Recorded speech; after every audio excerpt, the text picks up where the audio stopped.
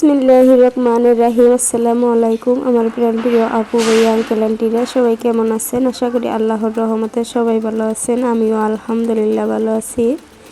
আজকে আমার গ্রামীণ জীবনযাপনের নতুন আরও একটা ব্লগ ভিডিও নিয়ে আসলাম। আশা করি একটা লাইক দিয়ে পুরো ভিডিওটাই দেখবেন। আর যারা নতুন আছেন আমার চ্যানেলটা সাবস্ক্রাইব করে পাশে থাকা বেল বাটনটা অন করে দিবেন, তাহলে আমি যখনই নতুন কোনো ভিডিও আপলোড দেবো ইনশাল্লাহ আপনাদের কাছে নোটিফিকেশন চলে যাবে। আজকের ভিডিওটা আশা করি ভালো লাগবে। ভালো লাগলে লাইক কমেন্ট শেয়ার দিবেন, সাথেই থাকেন, দেখতে থাকেন। আর আমার কথার মাধ্যমে ভুল ত্রুটি হলে ক্ষমা সুন্দর দৃষ্টিতে দেখবেন। ছোট বোন হিসেবে এবং মেয়ে হিসেবে মাফ করে দিবেন।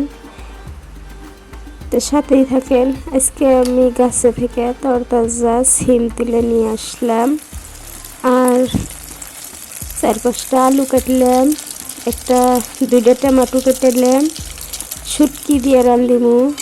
সব কিছু রেডি করে নিয়ে যে রান্নার যন্ত্রে আসলাম। ফারুক তো আবার শুটকির তরকারি খাবো না, তাই ফারুকের যন্ত্রে একটা ডিম ভাজলাম, 2 ভাগ করলাম যেহেতু 2 ভাইয়ে খাইব। তারপরে এই যে কড়াইয়ে আবার তেল দিয়ে দিলাম, পেঁয়াজ কাটা দিয়ে দিলাম।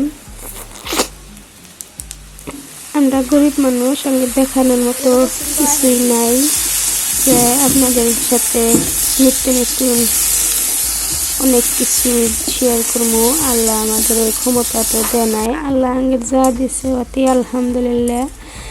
আর এই ভিডিওগুলা সাধারণ জীবনযাপন সাদামাটা ভিডিওগুলা আপনাদের সাথে শেয়ার করি, একটু আপনাদের সাহায্য এবং ভালোবাসা পাওয়ার আশায়। আশা করি আপনারা ভালোবেসে ভিডিওটা দেখবেন এবং সাপোর্ট করবেন, সাথেই থাকবেন।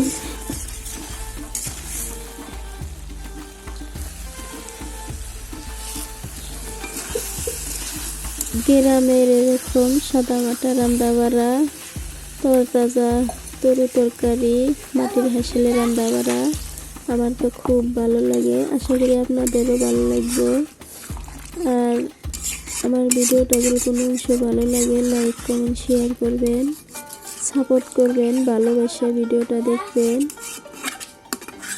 এই যে তরকারিটা আমি খুব সুন্দর করে কষা নিয়ে জলের পানি অল্প করে সামান্য করে দিয়ে দিলাম। শুটকির তরকারি এত জল রাখবো না, আবজস রাখবো।